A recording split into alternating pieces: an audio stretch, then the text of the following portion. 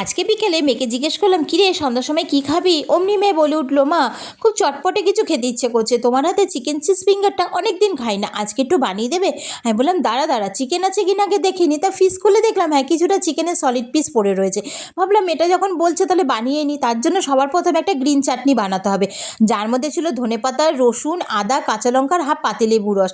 Green চাটনিটা বানিয়ে নিয়ে ওই একই গ্রাইন্ডারের মধ্যে চিকেনের সলিড পিস দিয়ে দিলাম আদা, রসুন, কাঁচা লঙ্কা, পেঁয়াজ, ধনেপাতা আর হাফ পাতিলেবু রস দিয়ে চিকেন পেস্টটা বানিয়ে নিই। তার মধ্যে পরিমাণ মতন লবণ, একটু গোলমরিচের গুঁড়ো, একটু চাট মশলার গুঁড়ো, অল্প একটু বিস্কুটের গুঁড়ো দিয়ে ভালো করে চিকেনটাকে মেখে নিলাম। এবার স্লাইস করা চিজটাকে মাঝখান দিয়ে অর্ধেক করে নিলাম।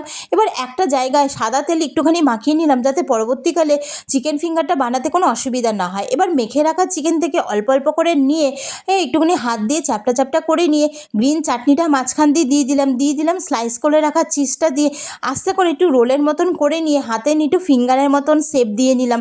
তারপরে ডিমের গোলায় চুবে বিস্কুটের গোলায় ডবল কোট করে নিলাম। আমি এখানে ডবল কোট করেছি, তোমরা চাইলে সিঙ্গেল কোটও করে নিতে পারো। এবার হাতে একটু সময় নিয়ে একদম লো টু মিডিয়াম ফ্লেমে উল্টে পাল্টে লাল লাল করে ভাজা করে নামিয়ে নিলেই হয়ে গেল চিকেন চিজ ফিঙ্গার।